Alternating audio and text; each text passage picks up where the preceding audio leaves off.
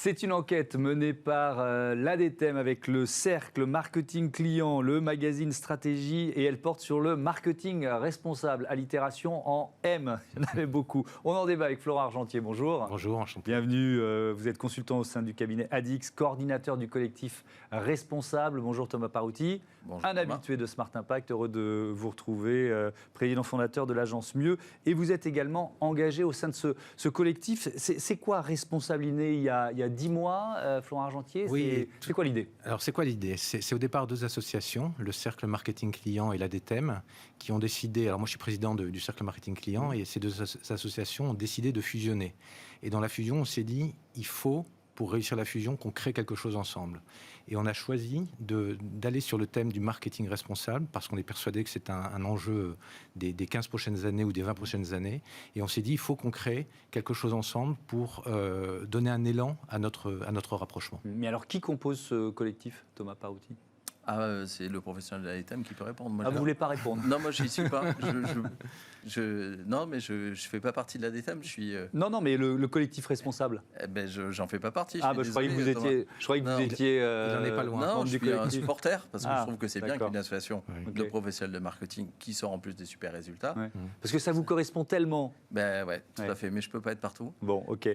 Donc, qui compose ce collectif? Voilà, en tout cas, Thomas, on est très proche. Ouais. Ce collectif, en fait, on l'a fait naître au départ. On ne savait pas trop où on allait aller. Donc, on l'a fait naître avec une dizaine de personnes, donc des membres de l'ADTEM, des membres du Cercle Marketing Client. Des gens qui sont des gens du marketing, des gens dans le conseil, des gens qui sont en fonction dans des postes de responsabilité marketing dans des entreprises.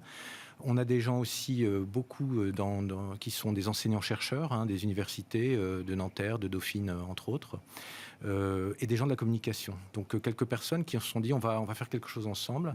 Et c'est quelque chose, on ne savait pas ce que ça allait être. Et on a, petit à petit, monté un projet, 2 projets, 3 projets. L'enquête est un de ces projets que nous avons mené. On va évidemment rentrer dans le détail de cette enquête. Peut-être, si vous deviez définir, Thomas Parouti, le marketing responsable, pour vous, ça veut dire quoi? Alors, le marketing responsable, pour moi, c'est 2 mots assez proches, en fait. Parce que le sujet du marketing, c'est vraiment, j'écoute le client pour lui proposer des offres segmentées. Et la responsabilité, c'est un peu pareil. C'est on écoute les parties prenantes, et pas que les clients et les consommateurs. Ouais. Mais c'est forcément 2 sujets assez proches. Donc, c'est très intéressant de les lier. Après, forcément, le marketing responsable, c'est construire des offres qui ont un bénéfice environnemental, un bénéfice social, ou des offres qui vont être co-construites avec les consommateurs.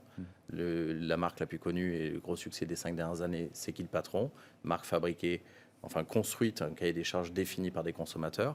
Et après, ça peut être le site français sur du Made in France ou du bio, du local sur de l'alimentaire. Et après, sur un bénéfice environnemental, ça peut être Veja, ça peut être dans tous les secteurs. C'est une question de volonté d'homme, évidemment, mais est-ce qu'il y a des outils spécifiques? Est-ce qu'il faut des outils spécifiques? Mais je pense que les outils de la RSE sont extrêmement intéressants pour les marketeurs. Parce que c'est l'écoute des parties prenantes. On fait des études et des cartes de matérialité où donc on va essayer de savoir ce que pensent les consos, les clients, les ONG, les pouvoirs publics, etc. Donc c'est un peu les mêmes outils. Après, il faut inventer des solutions et évidemment des solutions qui seront décarbonées, qui ont un bénéfice environnemental, social, etc. Parce que ce qu'il y a d'intéressant aussi, c'est qu'on voit que c'est plus dynamique. C'est-à-dire qu'aujourd'hui, une entreprise qui fait du marketing responsable, moi je suis persuadé qu'elle aura de meilleurs résultats. Dans l'étude, on voit qu'il y a des freins, notamment financiers, mais en fait, on s'aperçoit aussi que les gens qui font du marketing responsable ont des bonnes rentabilités, ont surtout une bonne réputation et créent de la préférence de marque.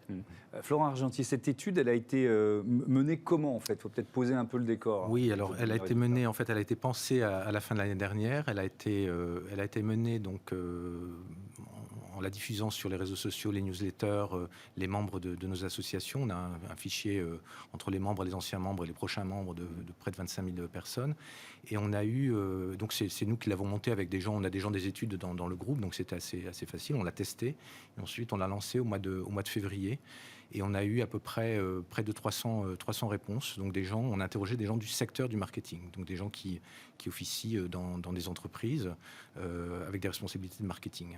Qu'est-ce qu'il en ressort pour vous, peut-être le fait le plus saillant? Alors, le fait le plus saillant, mais finalement il est assez logique, il y a une énorme part de personnes qui se sentent concernées, voire très concernées. Alors, vous me direz, si on entreprend de répondre à une enquête sur le marketing responsable, c'est que quelque part on est concerné. Ça dit, moi, une chose qui m'a intéressé, c'est que pourquoi les gens sont concernés, il y a une vraie motivation qui vient du cœur. C'est pas une motivation qui vient de la tête, parce que c'est pas parce que il y a des réglementations qui vont venir, c'est pas parce qu'il y a une pression des consommateurs, c'est parce que les gens y croient fortement et ont envie de s'engager. Donc il y a un vrai élan qui est donné, et ça m'a un peu surpris. Parce que moi, je vais faire un parallèle un petit peu, je vais revenir quelques années en arrière, lorsqu'il y avait la loi sur le RGPD, Règlement général sur la protection des données, où en fait, il y a beaucoup d'entreprises qui se sont dit, mince, je vais devoir le faire. Alors que, et moi à l'époque j'avais beaucoup milité auprès des entreprises qui étaient mes clientes en disant non, allez-y, parce qu'il y a des vraies raisons d'embarquer déjà vos collaborateurs sur ce sujet-là, parce qu'ils sont aussi des consommateurs, donc leurs données, c'est important. Quand ils sortent, ils ont leurs données aussi. Et c'est quelque chose qui peut vous donner un élan pour construire des choses dans l'entreprise. Oui, et c'est un peu la même démarche en matière de marketing responsable. Alors, il y a pas mal de résultats. Moi, j'ai retenu ce chiffre à la question, est-ce que votre entreprise est tout à fait plutôt engagée ou pas du tout, etc. On arrive à un total de presque de 60%, 59,3% des personnes interrogées qui disent que leur entreprise est tout à fait ou plutôt engagée dans cette démarche. Est-ce que ça vous a surpris, ce chiffre, Thomas Parouti ? Oui. Est-ce que vous ne le trouvez pas un peu surévalué ? Alors ça me paraît assez important, et en même temps, ça va très vite en ce moment-là. Depuis 6 mois, 1 an, il y a une accélération assez terrible. Prise de conscience individuelle du directeur marketing, mais ce n'est pas du directeur marketing, c'est de Patrick, Sophie, Blandine, qui ont des postes de marketing, qui se disent, moi avec cette crise, je vois bien qu'il y a un sujet sur la mondialisation, sur l'environnement, etc. Donc j'ai envie de m'engager. Donc depuis 1 an, il y a une accélération assez folle.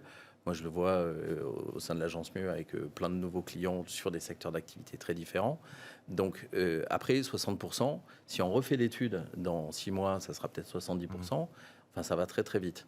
Ce que disait Florent aussi est intéressant, c'est que, et c'est le lien que je fais avec ce que je disais avant, c'est pour des convictions personnelles. C'est-à-dire que les gens ont envie de s'engager personnellement.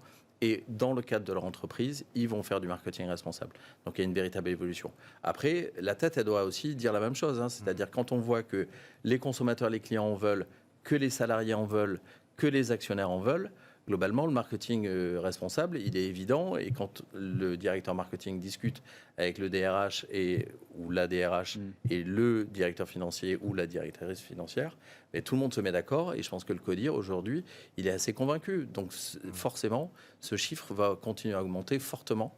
Et après, il y a un autre point sur les secteurs d'activité, où on voit bien qu'il y a certains secteurs, plutôt dans les services, banque, finance, etc., qui sont un peu à la traîne par rapport à la distribution, par rapport à la grande conso. Comment vous l'expliquez ? Et là aussi, ça va monter. En fait, à partir du moment qu'on fabrique quelque chose, on comprend le cycle de vie du produit. Donc, quand on est dans l'industrie, dans le bien alimentaire, dans l'objet textile, on voit les marges de progression qu'on a.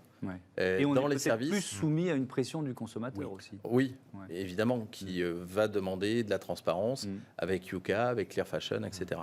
Voilà. Alors que dans les services, vous receviez le cabinet Bain juste avant, on voit bien que toutes les entreprises de services, ils vont petit à petit, mais aujourd'hui, décarboner leur activité, c'est des éco-gestes au bureau, un peu plus de mobilité, etc.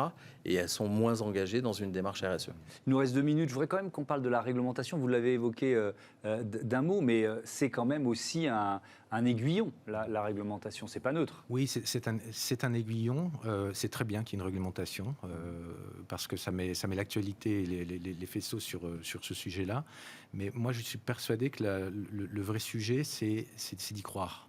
Et c'est en interne, tu le disais tout à l'heure, c'est les personnes du marketing, mais les personnes aussi de la finance, les personnes des achats, qui doivent à un moment donné se dire comment peut-on faire pour travailler différemment ? Comment peut-on, et je reviens, le rôle du marketing, c'est de créer un marché. C'est la rencontre entre des produits et des consommateurs. Si le marketing se met à montrer dans l'entreprise, au PDG, aux autres services, aux autres directions, qu'on peut vendre des produits